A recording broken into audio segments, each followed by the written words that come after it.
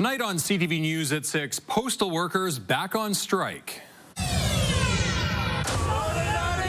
Off the job hours after Ottawa announces changes to mail service. Canada Post has an obligation to serve all Canadians in every community in Canada, and that will not change.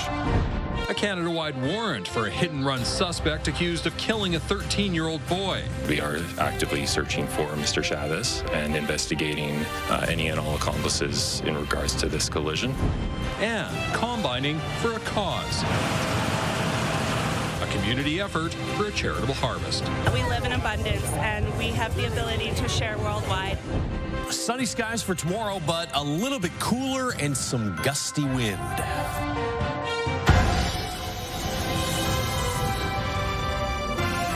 CTV Edmonton, local breaking news with Jeff Hastings. Good evening. Canadian postal workers are on strike again. The labor dispute escalated this afternoon just hours after the federal government demanded reforms to mail service. Postal workers at Edmonton started picketing shortly after the union declared an immediate nationwide strike late this afternoon. Earlier today, the federal government announced changes to the service to make it financially viable. That includes ending door-to-door mail delivery within the next 10 years.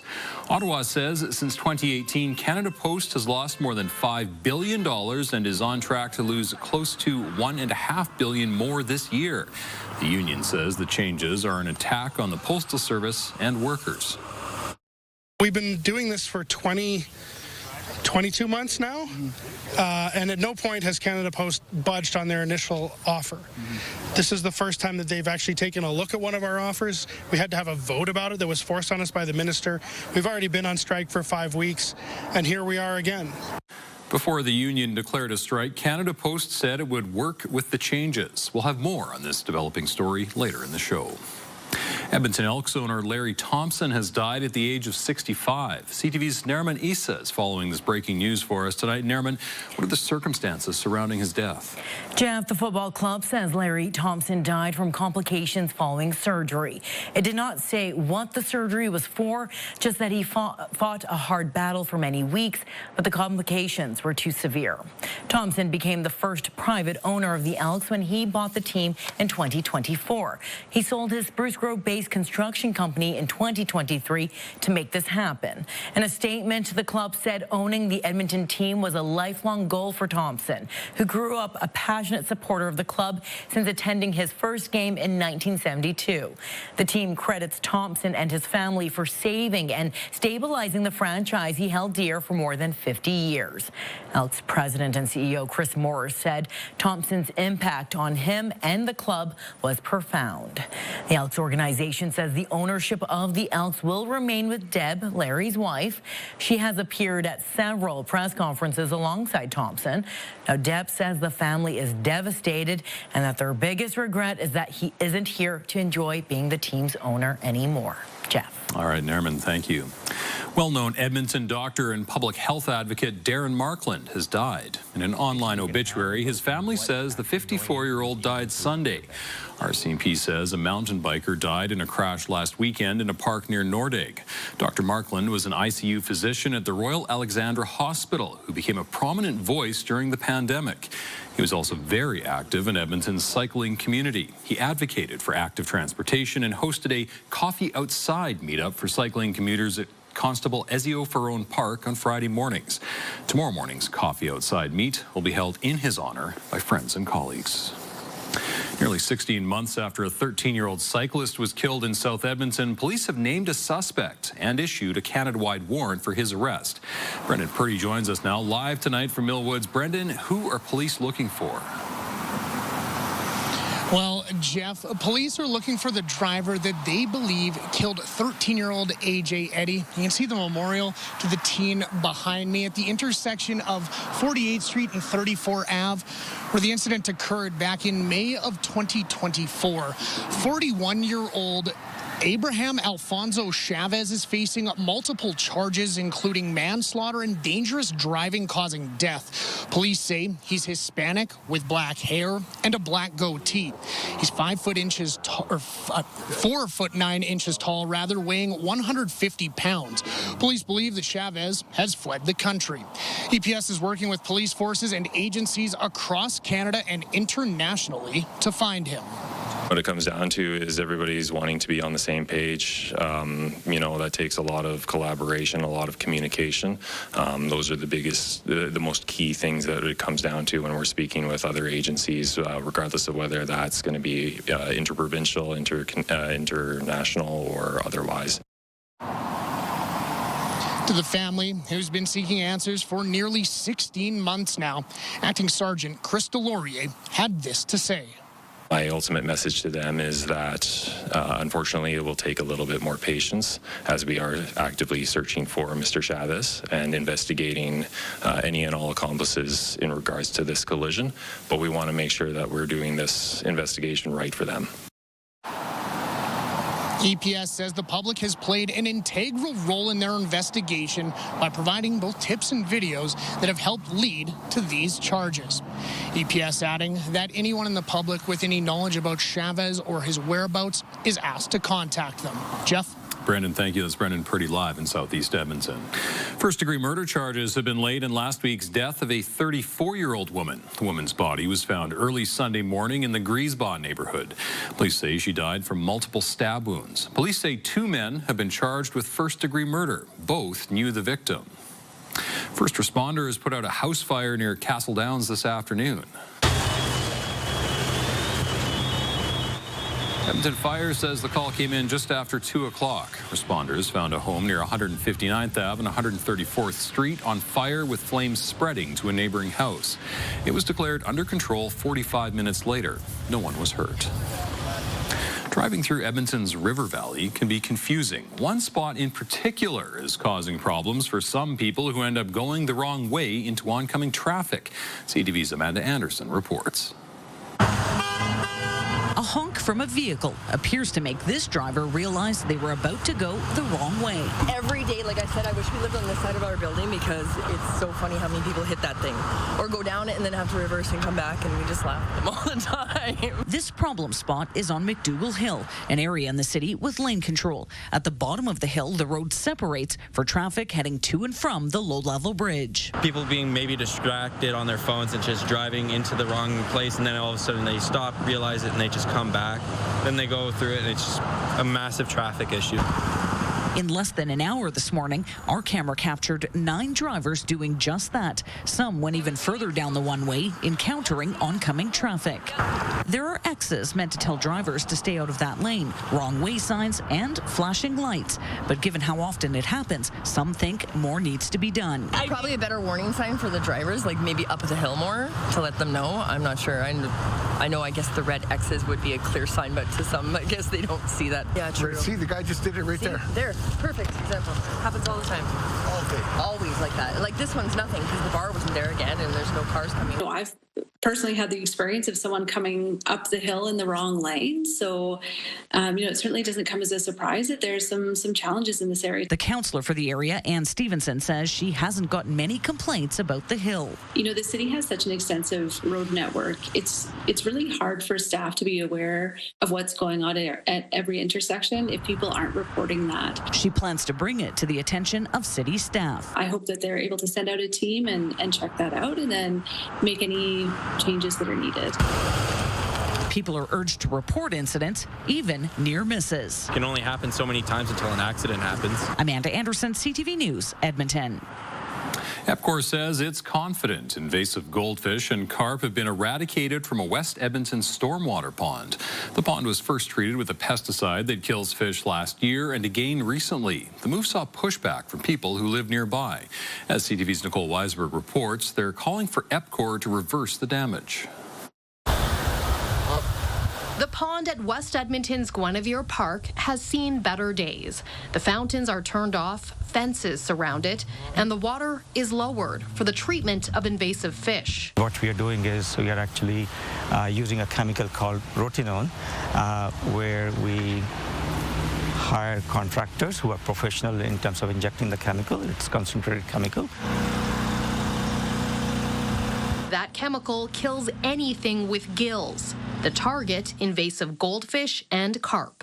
This is not their natural habitat, so definitely these fish have been released into the stormwater ponds. EPCOR says 4 stormwater ponds in the area are being treated, but only this one is getting it for a consecutive year. So this second treatment this year was just to ensure that we catch the remaining ones that survived last year. EPCOR says 40,000 invasive goldfish and carp were killed and removed last year. Still, some survived.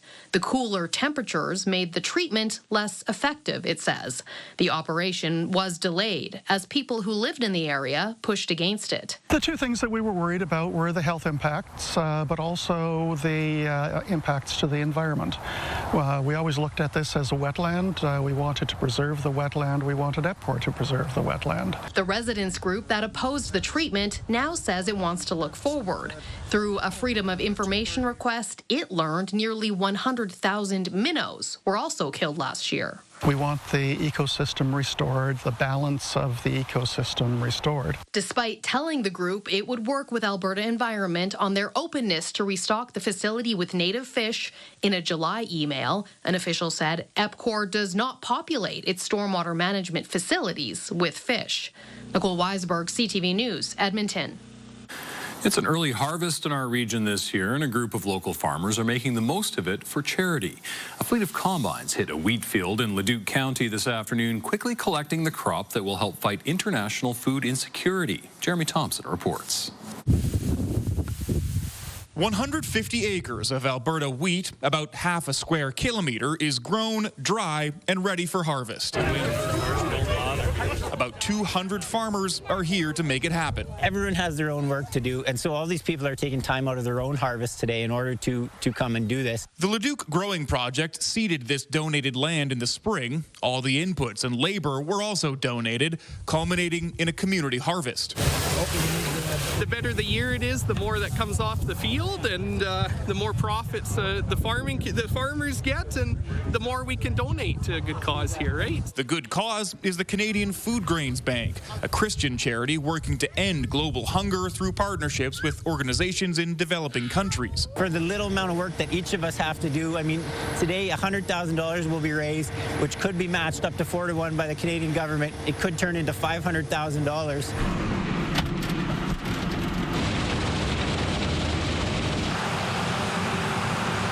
This is really an impressive operation to see in action. You got 14 combines out here filling about 12 trucks with grain. The group effort is turning what would normally take a day or a day and a half into just a few hours. So you can see there's something coming in. Yeah, no doubt. The group harvest has been happening since 1999. Some years they grow wheat, some years they grow canola. Every year, they grow community. There's so many people that just donate money or donate products or donate time. We live in abundance, and we have the ability to share worldwide, and it is just so important for us to keep the giving spirit alive. Over the last 25 years, the Leduc Growing Project has raised more than $2 million. Jeremy Thompson, CTV News, Leduc County. A beautiful day to be outside combining or just walking around, just enjoying it. Yeah, and I mean, the showers that are in the forecast for this evening look like they're going to be really scattered and light. So it doesn't look like that's going to pose a problem for any of the harvest out there, at least not in the Edmonton area. And then after tonight, it looks dry for tomorrow and right through the weekend. A little cooler over the next couple of days after bouncing back into the 20s today. We're at 20 downtown Edmonton right now, 18 to 20 for areas outside the city. Wind pretty light, about 5 to 10 kilometers per hour, 21 for a daytime high today. So after a 16-degree day yesterday, a lot warmer today, back to 4 degrees above average. Was a chilly start, though, just 2 degrees early this morning. We did have some patchy frost just outside the city and across east central parts of Alberta. There were a few other, Barhead as well was just below zero, but most of the patchy frost was in east central Alberta. There's the cloud cover that's started to increase now. You can see that on the CTV drone. That cloud will continue to hang over us through this evening and overnight tonight. maybe producing a couple scattered showers. I think the big story is that it will keep things insulated, and so tomorrow morning should be a lot milder than the 2 degrees that we had this morning. You can see those showers falling north and southwest of the city and kind of breaking down as they approach the Edmonton region. If we're going to see anything at all, it'll be about 9, 10 o'clock tonight. Frost advisories again in effect, but instead of eastern Alberta, it's again high level and western parts of the province. Whitecourt, Edson, down through Rocky Mountain House and the Olds Airdrie region. Here in the city, that slight chance of a shower mid-evening, and then 6 degrees tomorrow morning, sunny, gusty, and a high of about 18 tomorrow. I'll look at your weekend forecast in a couple minutes. Thank you, Josh. Coming up on CTV News at 6, a formal request. You're starting from such a small pot, a small income to begin with, so any little change is a big change. An Edmonton man starts a petition against the province's changes to AISH. Also ahead. What we wanted to do was bring about conversation. A call for crocheters to address the elephant in the room.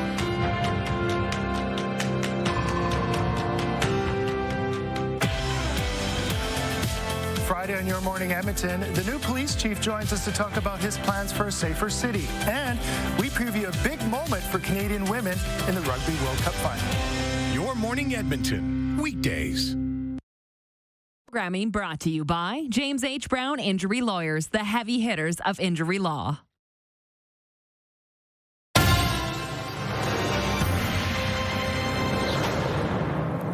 An environmental sciences expert says chances are high a young boy with autism missing in the Crow's Nest Pass is still alive.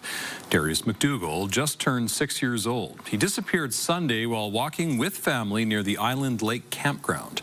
A full-scale search is still underway. An environmental expert from Lethbridge Polytechnic says with water and some shelter, and if temperatures don't dip too much, there is a chance of surviving 5 days. Searchers have been playing one of Darius's favorite songs in the area in hopes he'll respond. People with disabilities and advocates are calling on the provincial government to stop its proposed changes to how they receive income. They've now started a petition against the new Alberta Disability Assistance Program. Evan Kenny reports. You're starting from such a small pot, a small income to begin with, so any little change is a big change relative to you, right? Daryl Leary has severe anxiety, chronic depression, and is autistic.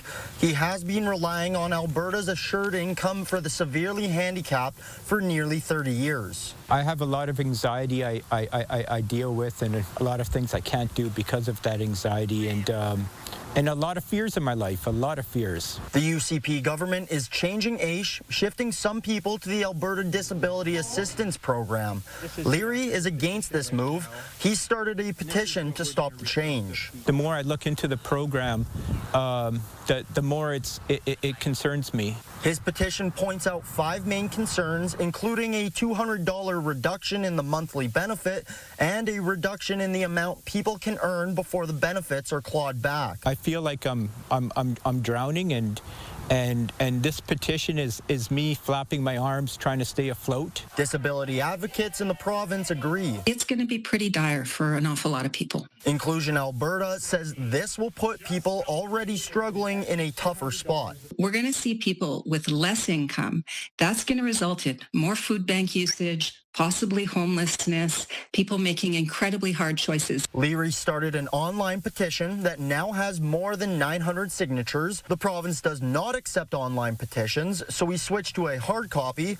That now has nearly 200 signatures. If I succeed with one thing, I want it known that the disabled community does not approve of the ADAP program. The minister's press secretary says the new program will empower people with disabilities to find employment, and that Alberta's government is committed to providing supports for Albertans with disabilities and the organizations that assist them, ensuring these supports reflect their unique needs and abilities rather than following the current one-size-fits-all approach of AISH. ADAP will come into effect July 2026.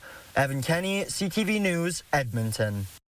A Fort Saskatchewan organization is looking for crafty people to help with an important project. Family and Community Support Services is looking for crocheters to make purple elephants for family violence prevention awareness.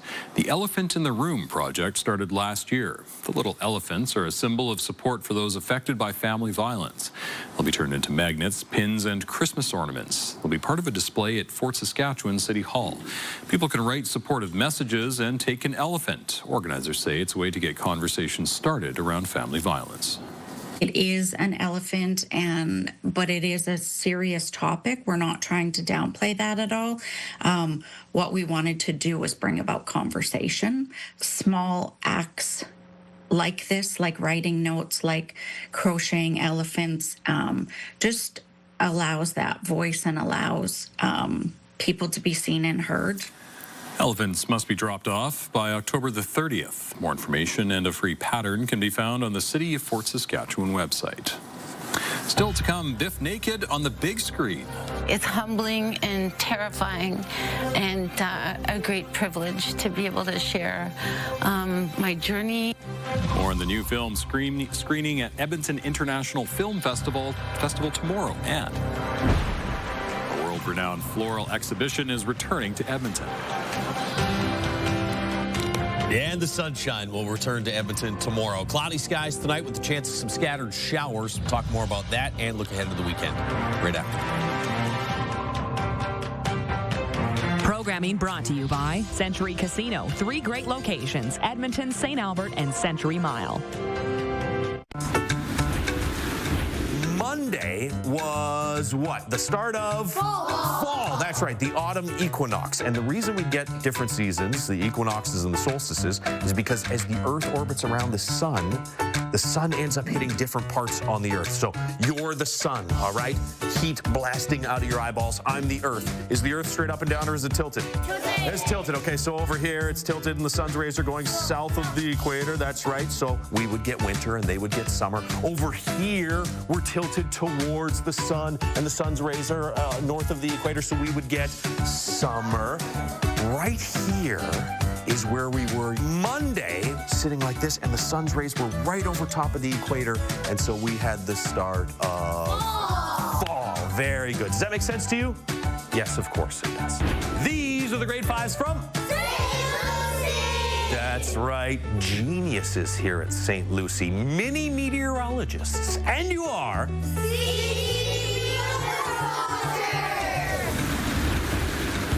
Programming brought to you by the Alberta Teachers Association. Strong schools equal a strong Alberta.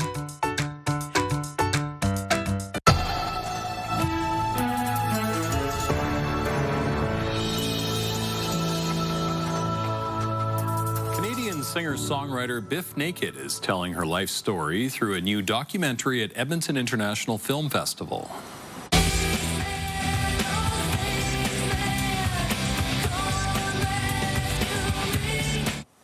She appeared on CTV's Your Morning earlier today. The new film is called Biff Naked. It covers the ups and downs of her life from her mainstream music career to her battle with breast cancer. The singer was born in India in secret to a teenage mother. She was rejected by both families, ending up in Canada, adopted by missionaries. It's humbling and terrifying and a great privilege to be able to share my journey, and not just because being an adoptee or a runaway or a cancer survivor, but just as a woman and as a human being in the world. The documentary will be shown at the Garneau Theatre at 6:30 on Friday night.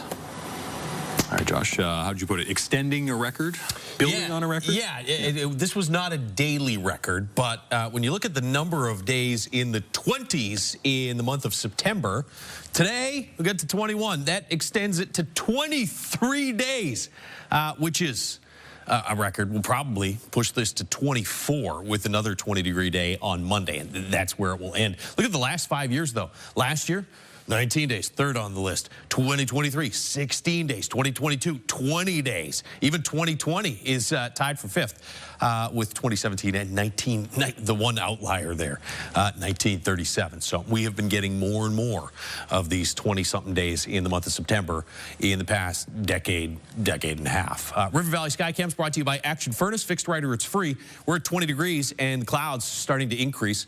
21 under the sun earlier in the day today after starting at 2 degrees. Speaking of the sun, there will, starting tomorrow, be fewer hours of daylight than nighttime for the first time this year. I know that, as we talked about with weather watchers, the autumnal equinox was Monday. It's always a little bit delayed for a couple of reasons in the fall, and it always comes a little bit earlier in the spring when you get that 12-12 breakdown. So today is exactly 12 hours of daylight and darkness. Tomorrow, more darkness than light. There's your clouds rolling in from the west-northwest. Some showers here off to the southwest of Fort McMurray, south to Slave Lake, off to the southwest of Drayton Valley. This is kind of going to break down as it approaches the Edmonton area, but about 9-10 o'clock tonight, you might see a few scattered showers. Better chance in the northeast and continuing southwest of the city. Sunshine tomorrow morning and tomorrow afternoon here in the city, and a couple of degrees cooler than today. We're at 20 in Edmonton right now, 13 in Grand Prairie, and just 10 right now in Peace River. A lot cooler across the northwest with all that cloud cover through the day today. With some clearing tonight, though, after those cool temperatures, frost advisory in high level and into western sections of the province. Here in Edmonton, we'll, with the clouds, stick to about 5 or 6 degrees for a morning low and sunshine. Gusts to about 40 kilometers per hour and a high of 18 tomorrow. Similar temperatures through the weekend with a mix of sun and clouds Saturday and Sunday. There's your return to the low 20s on Monday, back to about 21 or 22. And then, well, mid to high teens, it looks like, for Tuesday, Wednesday, Thursday. Again, we talked about this yesterday. I've got 18s here for Friday, Saturday, Sunday. I think anywhere between 16 and 19, somewhere in that range for those 3 days, looks pretty likely. Here's the start of October. Chances of showers on Wednesday, and then 15 to 20 range for highs through the first 5 days. You compare those temperatures to average, and well, average drops to 13 degrees through the first few days of October. So we're just slightly above average here for Friday and the weekend. Nice little warm up there Monday. And then as we settle into the 15 to 20 range, that is still several degrees warmer than average for the start of October. All right. Thank you, Josh. A world-renowned floral exhibition is returning to the Matart Conservatory this weekend. Florists are buzzing around the facility, putting the final touches on this year's Fleur de Vie exhibition. They're arranging thousands of fresh flowers and plants for the event. 15 floral mannequins will be set up inside the conservatory. Each one represents a different Edmonton organization honoring the city's arts and culture scene. I mean, obviously we love plants and we love flowers here, and what better way to do a show like this than partner with a bunch of organizations and florists and showcase their really great work. So our sponsor is Shumka Dance. We have a marionette figurine, and we're just trying to recreate that. So she's a ballerina. It's from Nutcracker, done by Shumka Dance. The show begins Friday and runs until Sunday, October the 5th. Coming up, effectively insolvent. I'm asking Canada Post to take immediate steps to address its financial challenges. The changes coming to mail delivery across Canada, also ahead. Why the man who murdered serial killer Robert Pickton says he did it. Stay with us. Programming brought to you by James H. Brown Injury Lawyers, the heavy hitters of injury law. Brought to you by the music of Star Wars with your Edmonton Symphony Orchestra. Learn more at winspearcenter.com.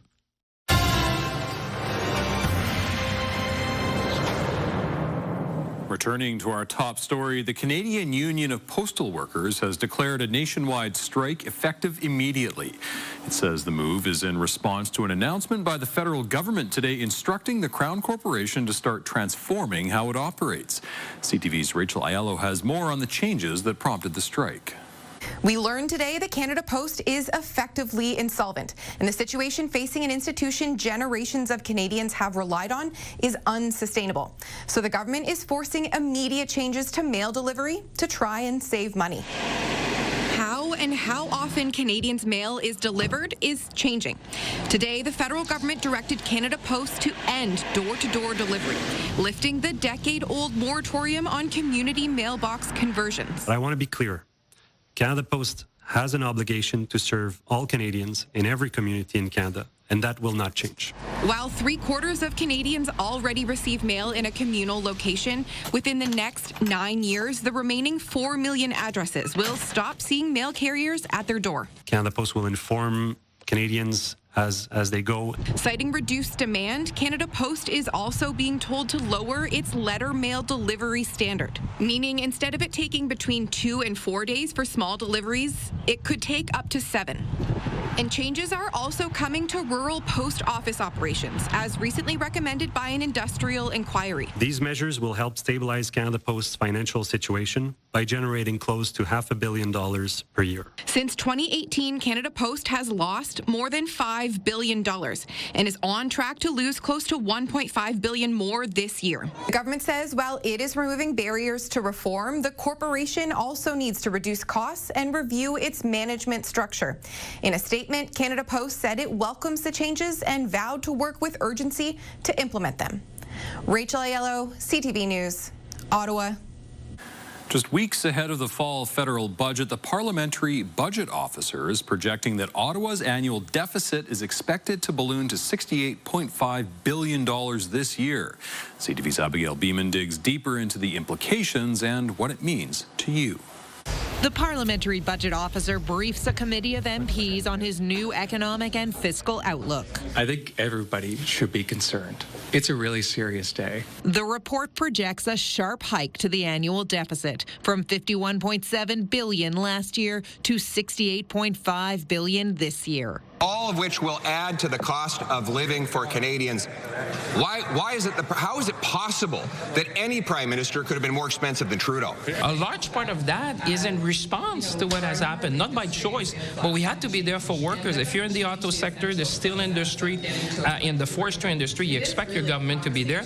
The report includes $115 billion in announced new spending, but notably does not include the prime minister's commitment to hit the NATO target of 5% of defense spending by 2035, or any of the government's spending review that's expected to hit 15% in cuts by 2029. I think the government is in a bind right now trying to deal with this trade war and the effects on the economy. Still so many question marks around both spending and cuts unaccounted for in this update, with the budget and potential answers still 6 weeks away. Abigail Beeman, CTV News, Ottawa. A Quebec prisoner has pleaded guilty to killing serial killer Robert Pickton, telling the court he did it for the victims. A statement of facts read in court today detailed how Martin Charest locked himself in a room with Pickton and killed him. It happened at a maximum security prison last year. Charest said Pickton would brag about his murders to other inmates. The serial killer was convicted on 6 counts of murder but confessed to killing a total of 49 women who he lured to his BC pig farm. RCMP says it has dismantled what it calls one of the largest known drug trafficking operations on the dark web in Canadian history. Investigators say 7 suspects from the Greater Toronto area have been charged in connection with the criminal enterprise known as Roadrunner. Police allege the group used the dark web to ship around 400 packages weekly across the country. RCMP say 75 kilograms of drugs, including cocaine, heroin, and ketamine, as well as 10,000 prescription and non-prescription pills, were seized as part of its investigation. A swarm of unidentified drones disrupted Denmark airports for the second time in a week in what authorities warn is an attempt to sow fear. One large airport was forced to shut down for 2 hours, while multiple smaller airports reported drone activity. Denmark's biggest airport in Copenhagen had to close on Monday because of the drones. Danish authorities called it a hybrid attack that came from a professional actor, although it's not clear who is behind the incidents. There was a shocked gasp in a Paris courtroom today when former French President Nicolas Sarkozy was sentenced to 5 years in prison after being found guilty of criminal conspiracy. Je suis innocent. The 70-year-old who served as president from 2007 to 2012 was found guilty of using funds from former Libyan leader Muammar Gaddafi to finance his 2007 election campaign. In exchange, Sarkozy helped Gaddafi combat his poor reputation in Western countries. The ruling means even if Sarkozy appeals, he will have to spend time locked up. In Thailand, a large section of road was swallowed when a sinkhole opened up in the middle of Bangkok.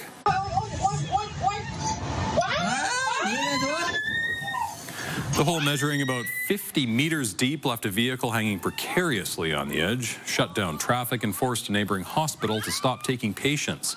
2 electrical poles and a tow truck fell in. The country's prime minister says nearby construction caused the incident. There were no casualties. Canada's national women's rugby team is preparing to take the field Saturday against host England at the World Cup final. Hopefully we can inspire the next generation of great Canadian rugby players and grow the game back home. So not only the next generation that will play for the national team, but the next generation of club players and community players that will grow the game and just make it a more popular sport back home. Canada will be looking to repeat last weekend's semi-final win against New Zealand. On Saturday, a crowd of about 82,000 people is expected for the championship game. Canada is appearing in its second final after losing to England in 2014. The team has not beaten England in the last 13 meetings. England has won that trophy 3 times.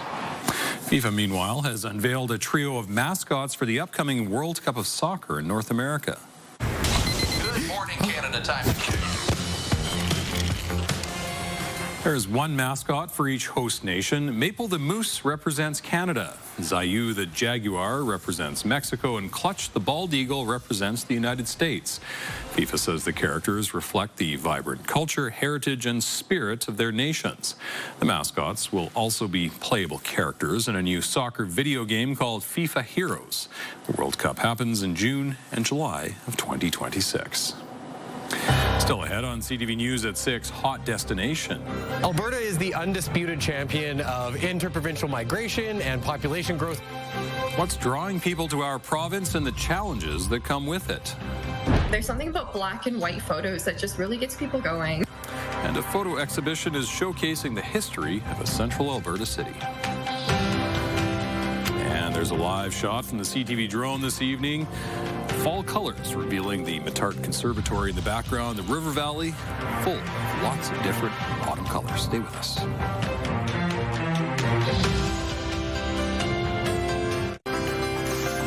Looking at the markets, the Canadian dollar traded for 71 cents U.S. Oil lost 1 cent, closing the day at $64.98 U.S. a barrel. Gold gained $3 on the day. The TSX and Dow Jones both finished lower, down 24 points and 173 points, respectively.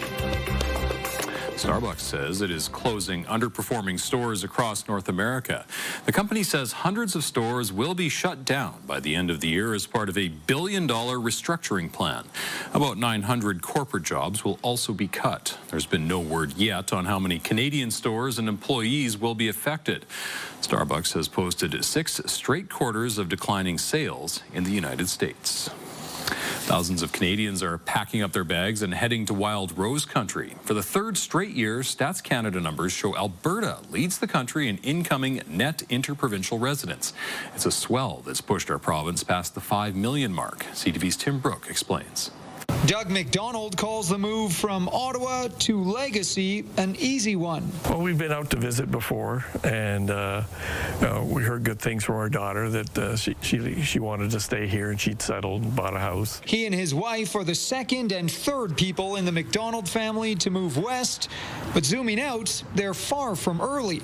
Almost 6,200 other Canadians moved to Alberta from other provinces last quarter. In the downsizing process, we could afford to do what we wanted to do by moving to Alberta. In total, from April to June, the province added 19,000 people.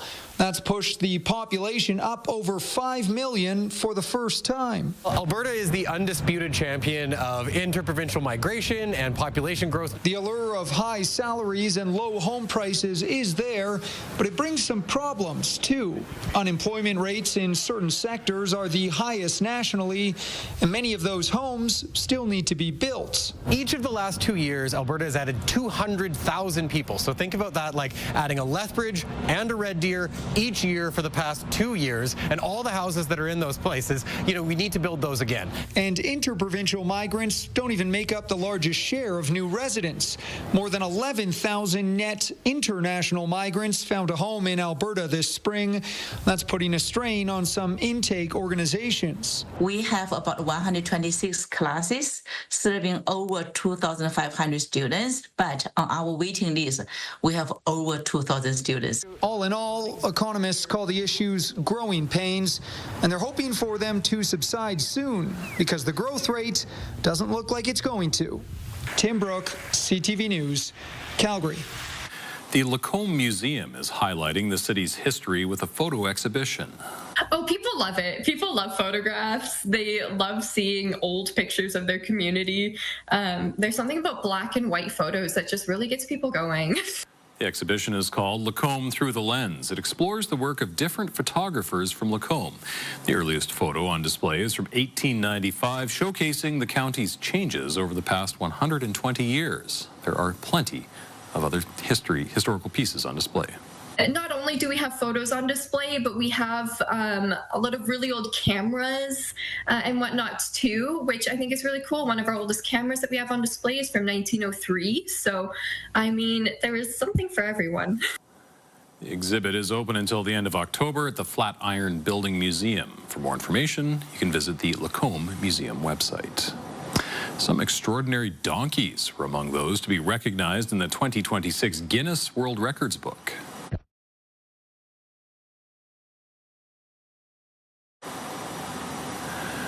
At 167 centimeters tall, Derek the donkey took home the prize for tallest living donkey, while his companion Bamboo won the title of longest ears at just under 90 centimeters.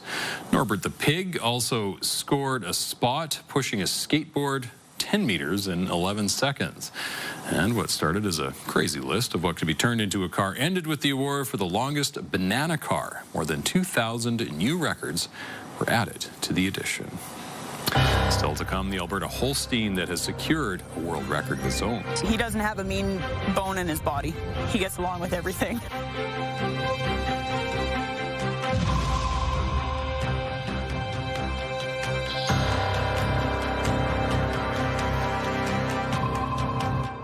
We've got another great night of entertainment coming up right here on CTV.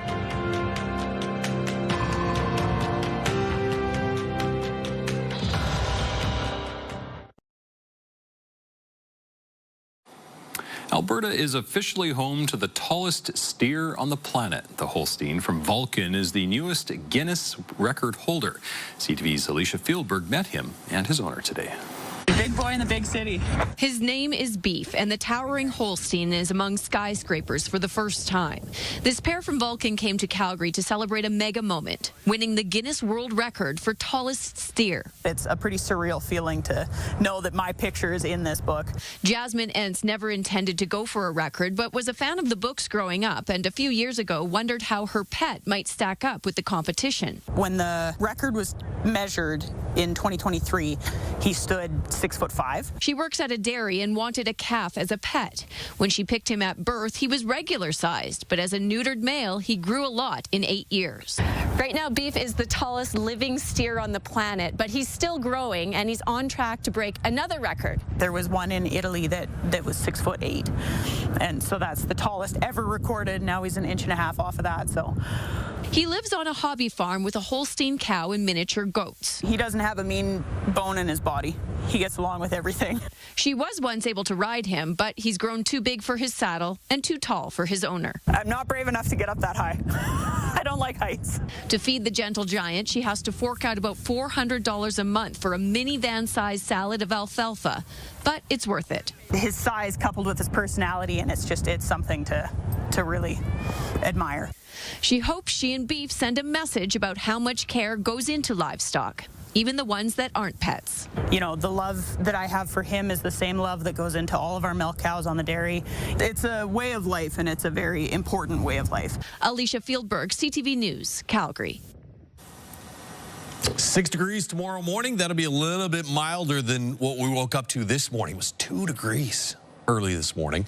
Sunny with a few clouds, high of about 18 tomorrow afternoon, but a little gusty. Wind out of the west, 20 gusting to 40 kilometers per hour. Mix of sun and cloud for the weekend. And again, highs near 18. Should be back into the 20s on Monday, and just a slight chance of a scattered shower later on this evening, somewhere around 9, 10 o'clock, if at all. All right, sounds great. Thanks, Josh, and thank you very much for sharing your time with us. For news anytime, visit ctvnewsedmonton.ca.